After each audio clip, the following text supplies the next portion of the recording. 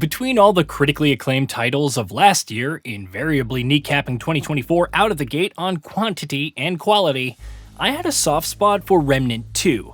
Then the Awakened King arrived and reminded me that the more things changed, the more they stayed the same for Gunfire Games' approach to DLC. The Forgotten Kingdom didn't do much to reignite my passion, even if it delivered a strong archetype in the Invoker and the overpowered Monolith. With Yaisha and Losum out of the way, it's time to return to Ne'erud, perhaps my favorite location from the base game despite criticism of flatness. The Dark Horizon takes place in an unknown sector of the Dryzer's forlorn construct focused on agriculture, which either failed given the rotting and discolored nature of the crops or succeeded based on the sheer yield of these abominations. Regardless, not even a few minutes into the DLC, it hit me with one of the unintentionally best setups for a plotline: finding the culprit behind my destroyed lift.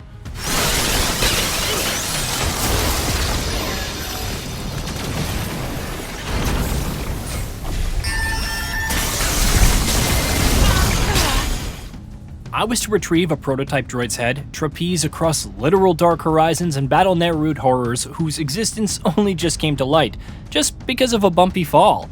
This isn't the best setup for a DLC storyline, especially when it culminates in a space-defying battle. But damn if the sheer insanity of the premise didn't make me laugh.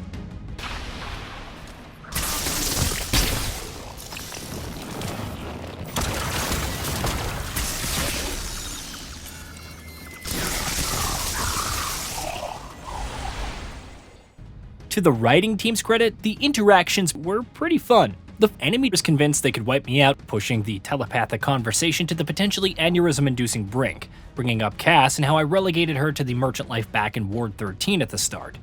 Meanwhile, I'm mocking it for missing out on the human experience of suffering, sentimentality, and inevitable futility, while also threatening a beatdown. For all the emotional attachment that the rest of the new area inspired, this made for some fine banter. The previous DLC was content to keep you relatively grounded when battling enemies in fancy hallways, trap-filled ruins, and discount Yarnum. Gunfire Games shakes things up by separating some locations into floating landmasses, accessible only by glider. Air drafts propel the player upward. Not only would you have to consider unexplored areas, but also how high said drafts could take you before the inevitable drift into the deathly sea of ooze below. Veer too much off course, and enemies will shoot you out of the air. Compared to Ne'erud's base desolate waste, this is a decent change of pace for the exploration. The expired vegetation introduces a wrinkle or two, especially in events where activating a terminal would cause enemies to spawn, somewhat concealed in the weeds. Having to drop down below to reach certain locations or navigating the crevices and glyphs off to the side also caused a rethink when desperately trying to fill in the map. Trying to navigate all this while progressing or exploring new areas can feel tedious without exact directions, and isn't breaking any massive new ground mechanically. Furthermore, there are harrowing walkways and narrow corridors to uncover, just like in the base game's version of Ne'erud.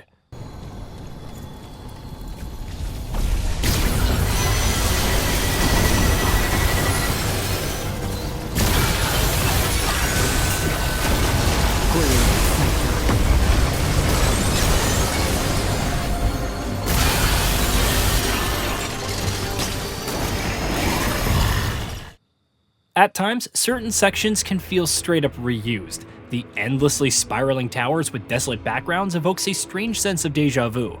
Nevertheless, some of the mechanics of these locations can feel unique. A stealth section involves aiding detection by robots to bypass the door ahead, where Hunter's Mark is useful since it can sense them through the walls. Another centers on reaching the top of a spire while battling enemies, with platforms ascending and descending at brief intervals and enemies constantly spawning. Perhaps the worst of it involves breaking through deadly gas canisters and progressing through rooms before it can fully envelop them. Not only is it difficult to see through the fumes, but your movement is severely limited. Hang around too much in it, and you die, with the checkpoints feeling way too unforgiving. On the bright side, enemy design is on point, especially the new foes. The Gardener is a grasshopper-like robot that can make massive jumps, slamming down and unleashing toxic gases before detonating them. Another new foe can either attack up close with blades and a barrier or hang back from afar to snipe you, breaking its shields with staggering, providing a brief window of attack. There's also a hulking foe that bashes you with its mutant arm when it's not trying to suck you in with a strange black hole attack. Some unbalanced spawn logic can still occur, resulting in overwhelming ambushes when trying to leave a specific area. Thankfully, these are fewer and further between than previous DLC, with the new enemies feeling enjoyable to fight overall. Not complete pushovers, but manageable enough with their patterns and damage.